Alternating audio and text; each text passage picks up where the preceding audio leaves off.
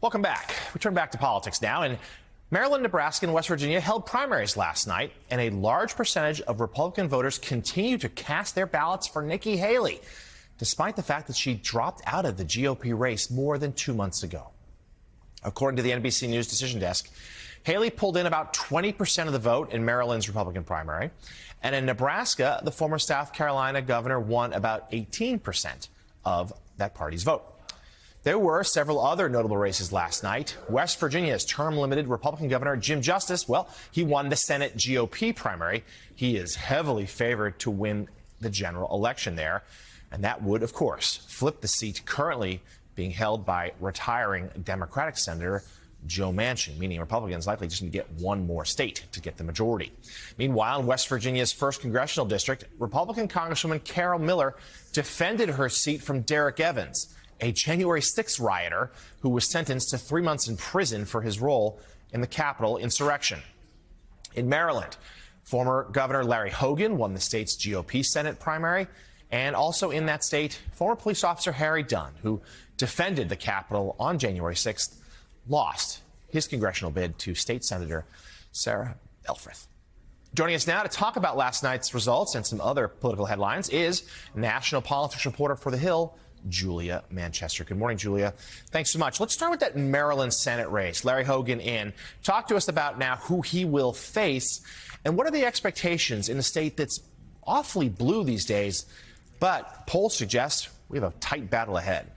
Yeah, good morning, Jonathan. This was certainly an interesting race to watch tonight because those of us that live in the Washington, D.C. media market had been seeing ads for weeks from Congressman David Trone. Now, you'll remember that he started or is one of the co-founders, co-owners of Total Wine, that big company. He poured $62 million of his own money into that race. But what we learned last night is cash only means so much because we saw that Angela also Brooks from Prince George's County, an elected official just outside of Washington, D.C. She won that Democratic Senate primary. Now, she had the backing of Maryland Governor Wes Moore, as well as Congressman Jamie Raskin, et cetera. So she had the backing of a lot of major Maryland congressional figures, and she went on to beat David Trone. So, you know, David Trone, in the run-up to this primary, was warning that if also Brooks were to win, it would be a tougher race against Hogan. That being said, though, I think this is going to really come down to a nail-biter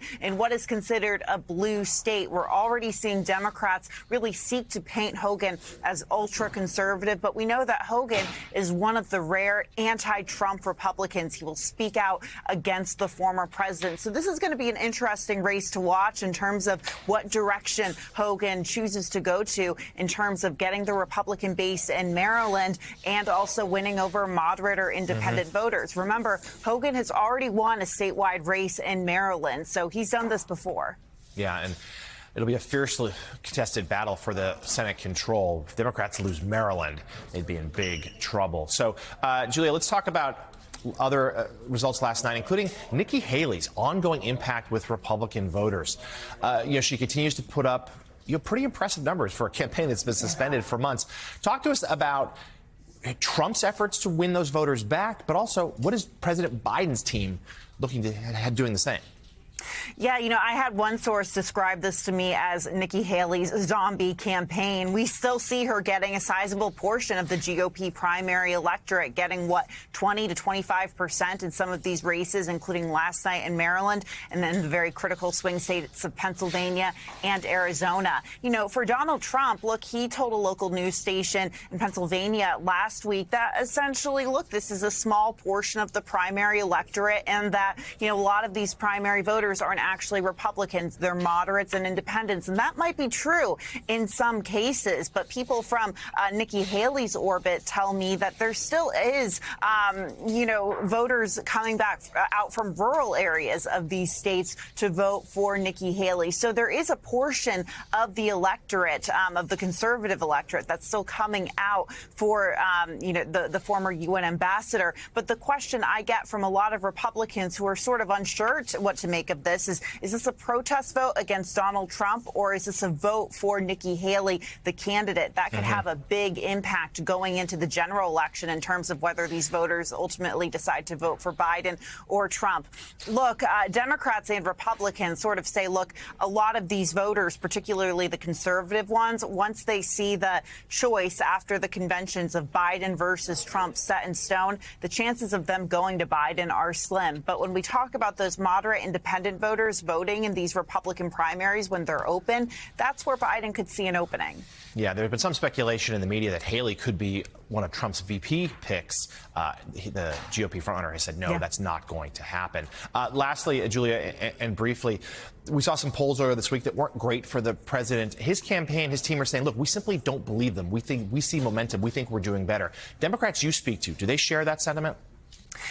Look, they say it's way too early at this point. And, just to wrap it up, kind of tie it to what we were talking about at the beginning of the segment with Angela Alsobrooks. Look, a lot of Democrats last night that I was texting with Democrats online were essentially saying Maryland's primary race shows us that you can't believe the polls. Angela Alsobrooks was trailing Trone for, at some points during that primary. So they're pointing to that right now. And look, we're just a little less than 6 months out. I think we're going to see more movement on the polar coaster as we get closer to November. Yeah, those same polls suggest that some of those Senate candidates running ahead of President Biden in those states, but we'll see if that lasts in between now and November. Good stuff as always from national politics reporter for The Hill, Julia Manchester. Julia, thank you. And